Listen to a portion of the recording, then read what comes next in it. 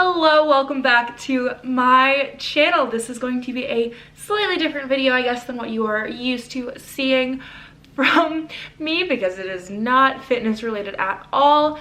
But with the new year coming and all of that, I thought this would be a fun video to do. If you followed me on any other form of social media, particularly my blog before this, you might know that one of my big organizational things is my bullet journal, and I love it, and I've had one since 2017 was the first year I started doing it, and I have been doing it ever since.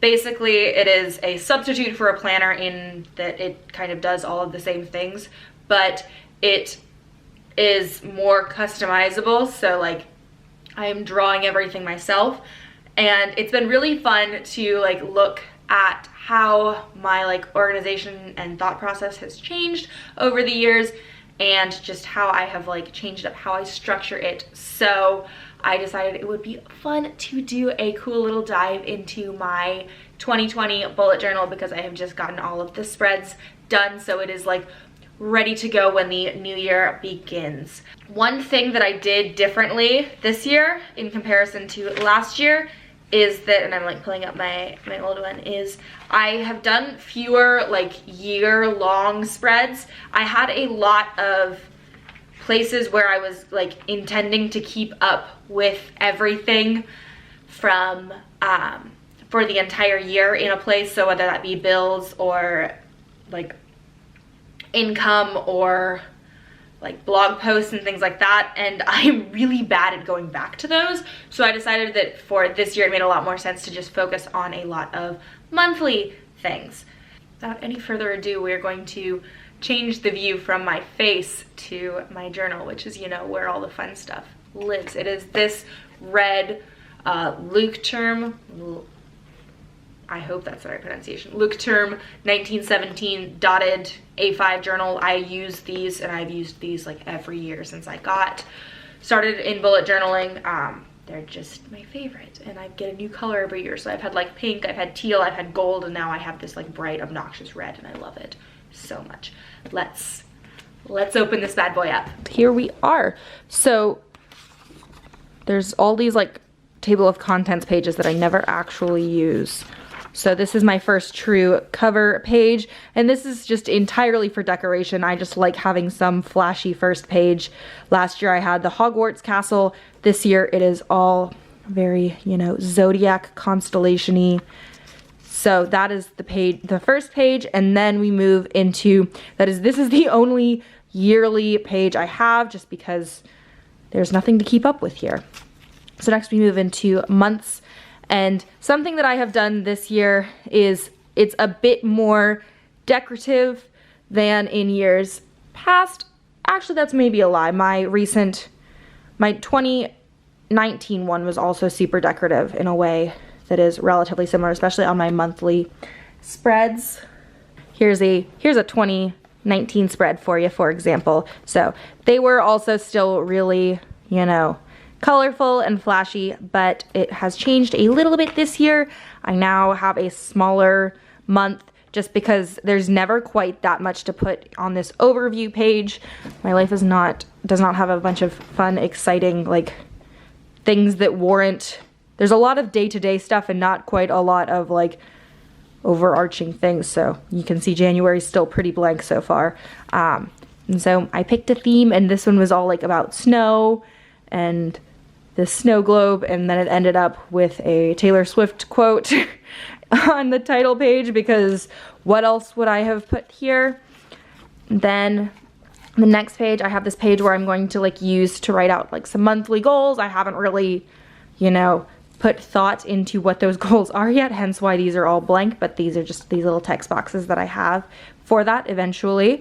I have a habit tracker. So this is actually something that I've changed. So instead I have had habit trackers on a weekly basis, and I like the ease of having it on a monthly spread because it's just less times that I have to draw out this entire tracker thing, if that makes any sense. Doesn't seem like a lot of work, but it's always an afterthought. And so having a monthly version that I make at the beginning of the month seems much more straightforward. Next is this is my like content planner. So this is like the page that I had in my 2019 journal that never got used. But now that it's on a monthly basis, I'm hoping it will be something I reference much more easily. I'm also using it, I'm combining like all of my like blog, YouTube, and Instagram onto here, so I'll be tracking all of those in this. And then this I just thought was fun. So I've seen a lot of cool spreads where people do like gratitudes and things they're grateful for, and I think I need to get better at that and like reflecting on like good things and all of that. So I made this little snowman, and he's got all these little dots, and so if you like look, they're all numbered. So basically each day is a line, and I will hopefully be on top of things enough to go in and just write myself a little note each day about something that I'm grateful for. And so at the end of the month, I will just have this pretty little chart of things that were good. And then finally I have my weekly spread, which is very, very different from my previous weekly spreads, which were much more, I'm gonna bring them in, they're much more like structured, if that makes sense. Like everything is these boxes and I have to use a ruler to make everything. And something that it just felt like a lot of unnecessary information, like I was like putting in my like meals and workouts, and that doesn't necessarily feel, especially the meals part, I just don't, there's not really any benefit that serves me.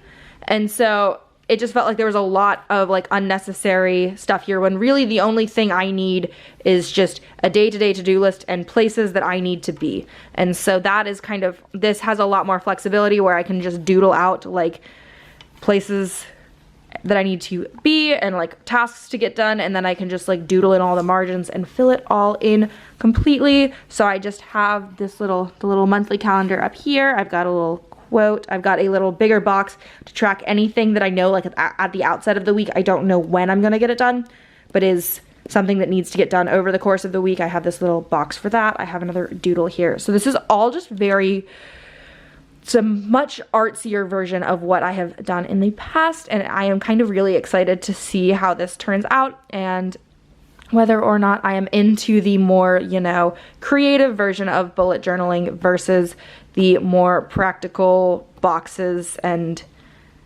like strict formatting. So that is all of the spreads that I've done so far. So now it's just blank after that, and I will continue, you know, doing something similar to this for all of the remaining weeks in the month, and then we'll hopefully continue to get more creative and come up with different themes as each of the months go on. It's something I kind of want to start posting. I'll probably start throwing up on my Instagram stories just because I think that they're really cool and I want a place to keep track of all of it. So stay tuned for that. If you don't follow me on Instagram, my little tag's gonna pop up right there, so you should go follow me, do that. And that is, yeah, that's all of this. I'm gonna link the tools that I use to make all of this in the description box, just so that if you are also someone who is into bullet journaling and wants to know how to do all the funky little like watercolor things, because I spent a lot of time trying to figure out how to do that, all of that will be linked in the description box down below.